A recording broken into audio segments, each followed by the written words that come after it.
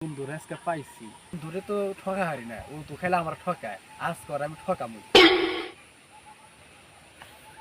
বন্ধু কি করে নিলা ভাই? বন্ধু আজকে তো একটা স্বপ্ন দেখছি। কি স্বপ্ন দেখলা?